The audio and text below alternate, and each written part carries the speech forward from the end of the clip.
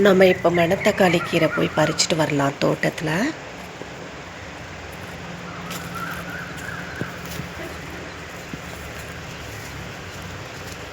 இங்கே ஒரு செடி இருக்குது பாருங்கள்.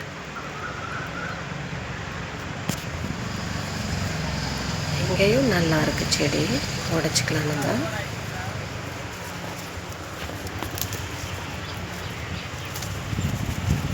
இப்பவும் பூச்சி அதிகமாக இருக்கும் இலையில. இந்த முறை அவ்வளோவா பூச்சி இல்லை, நல்லா இருக்குது இலையெல்லாம். மருந்து அதிகமாக போட்டால் அதில் பூச்சி அவ்வளோவா வராது. இது ஆர்கானிக்காக விளைஞ்சது, அதனால் பூச்சி அதிகமாக இருக்கும். இந்த முறை பூச்சி இல்லாமல் இருக்குது. நம்ம தோட்டத்துக்கு எப்பயும் மருந்து போடுறதெல்லாம் கிடையாது. ஆர்கானிக்காக பூச்சியெல்லாம் சாப்பிட்டு மீதி எண்ணெயெல்லாம் இருக்கும், அதை பறித்து நம்ம சமைப்போம்.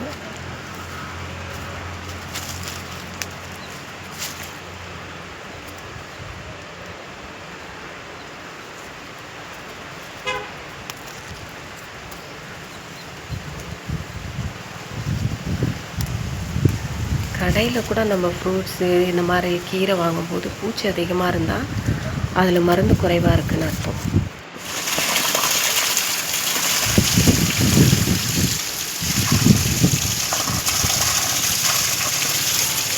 தண்ணியில் நல்லா அலசிக்கலாம். பூச்சி ஏதாவது இருந்தால் அடிச்சு போயிடும் தண்ணிலேயே. வீட்டுக்கு போயிட்டு 2 முறை திரும்பவும் அலசிக்கணும்.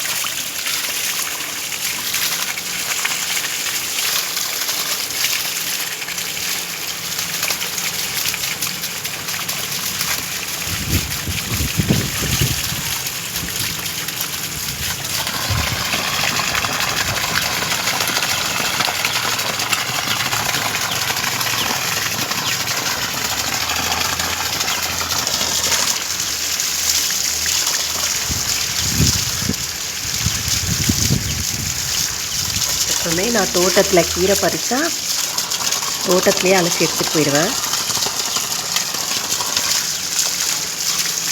கொஞ்சம் பசலைக்கீரையும் கிள்ளியிருக்கேங்க, அதையும் அலசிக்கலாம்.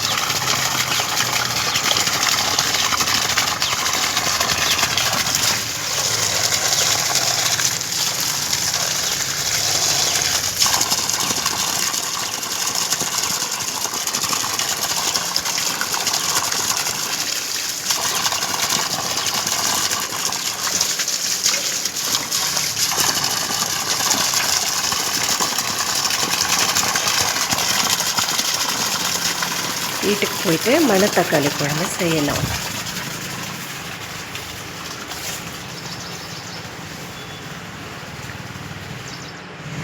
கீரை எவ்வளோ ஃப்ரெஷ்ஷாக இருக்குது பார்த்தீங்களா?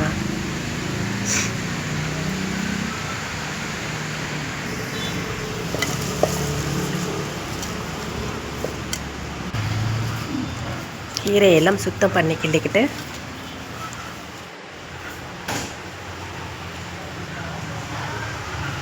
அதில் பூச்சி இருக்குது பாருங்கள்.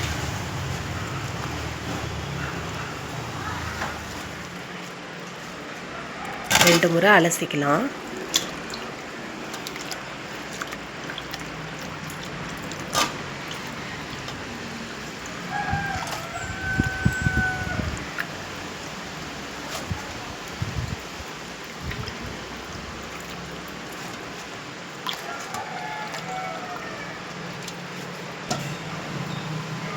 அலசியாச்சு,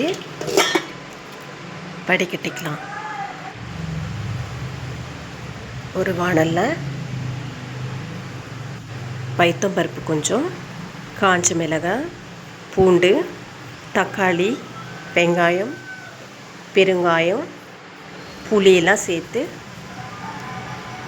ஒரு 10 நிமிஷம் வேக வச்சுக்கலாம். நல்லா வெந்துடுச்சு, அரைச்சிக்கலாம் மிக்ஸியில். இருக்கும் ரொம்ப அரைக்கக்கூடாது, லைட்டாக அரைச்சிக்கலாம். பருப்பு பாதி மசிஞ்சதுன்னா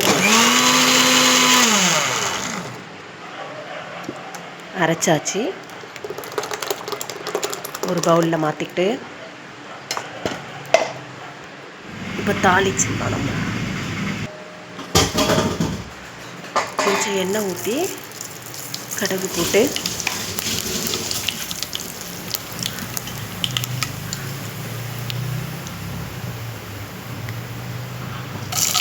கடுகு பொரிஞ்சதும் காஞ்ச மிளகாவை சேர்த்துட்டு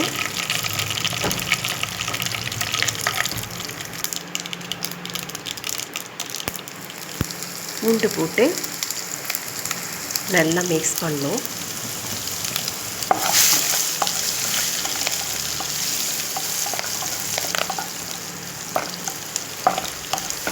பெருங்காயம் கொஞ்சம் சேர்த்து வதக்கிட்டு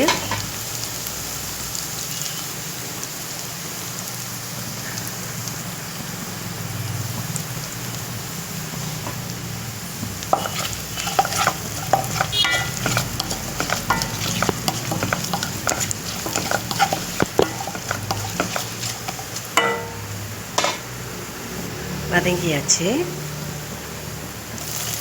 அரைச்சி வச்ச பருப்பை இப்போ இதில் ஊற்றி சேர்த்துடலாம்.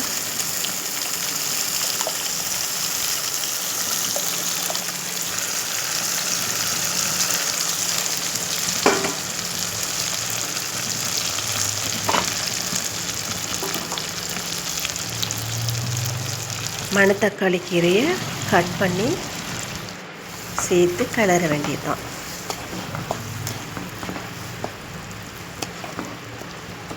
அவ்வளோதான், குழம்பு ரெடியாச்சு.